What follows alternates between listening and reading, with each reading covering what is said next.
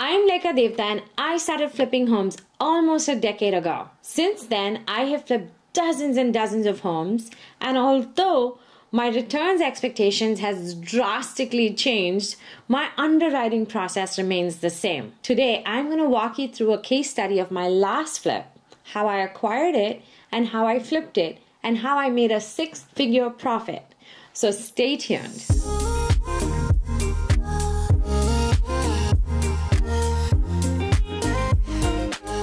So the main reason that you should get good at underwriting deals is because this analysis is going to help you find the right deals, the good deals and the bad deals, the deals that you should walk away from. So the three most important things to note here is, first, what is the ARV? The after repair value. To figure this out, you've got to get really good at comping properties. There's a few different ways you can comp properties. Find your local real estate broker that has access to the multiple listing service. They have the best insights on what the market is doing as well. Second, there's free sites like Zillow, Redfin, Realtor.com, and I use these sites to comp my properties well before I became a real estate broker. The key is to comp like for like properties. So a single family home with a single family, a multi-family home with a multi-family, and get really good at that. Second is analyzing your rehab costs. I hired a professional in my area to come walk the property with me, a contractor typically, and explain to me how he was coming up with his bid. I kept doing this over and over and over again, and I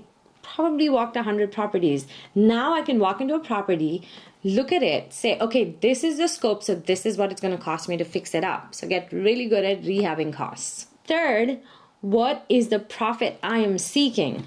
My rule of thumb typically for a full studs out fix and flip is 10% of the ARV. So if a project is going to sell for $1 million, then my expected profit on that project is at least $100K. And once I have that price, I derive all my other costs from that price.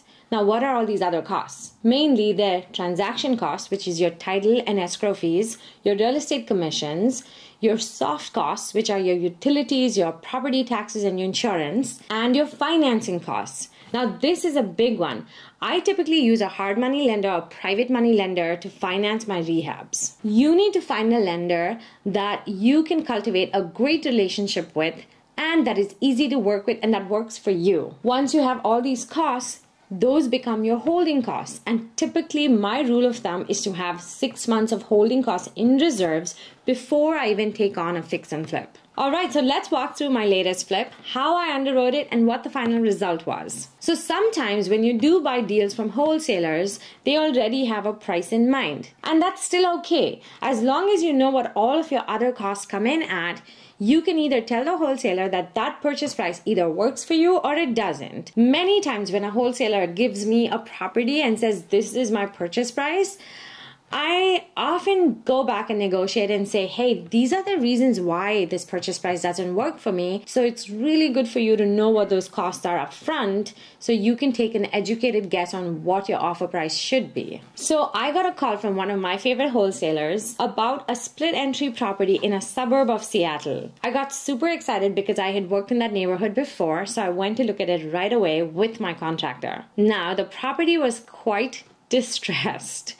It basically needed a studs out renovation, and so I welcomed the opportunity, and it looked like the house had a great floor plan. It just needed a little tweaking. So we were going to open up the kitchen, opening up the floor plan, really modernizing it and making it super versatile for today's buyer. The basement was super dingy and needed to be completely finished. Now, the wholesaler's price for this property was $680,000, and that included an assignment fee of $20,000. And although he sent me his comps, I was going to pull my own. And I came up with an ARV of $1,050,000. So when I walked the property with my contractor, we came up with a scope and also came up with a budget to renovate this house.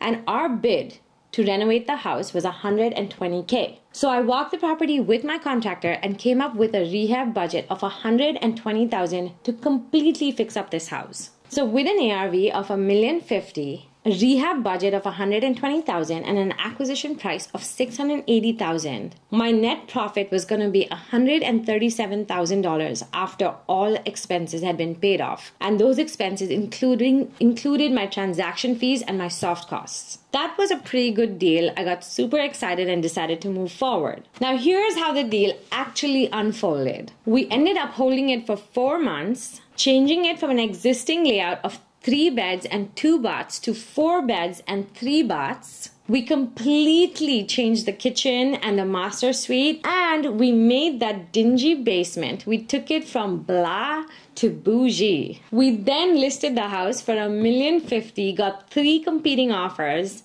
and ended up selling, are you ready?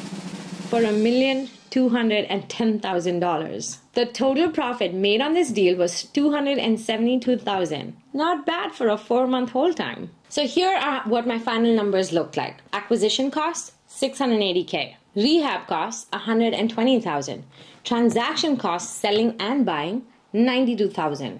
My holding costs, $4,200. My financing costs, $37,000. Now adding up all those costs and subtracting it from my final selling price of $1.21 million netted me a total profit of $272,000. The reason that this turned out to be such a good deal was because we underwrote it well.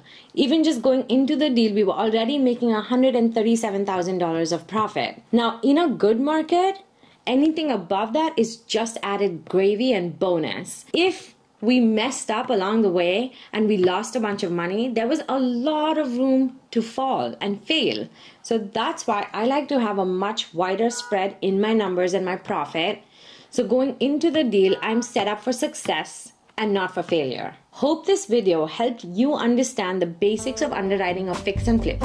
Leave comments below and also subscribe to this channel because we have so much amazing content coming your way. Don't forget to follow me on Instagram at Leka Devatha. See you in the next video.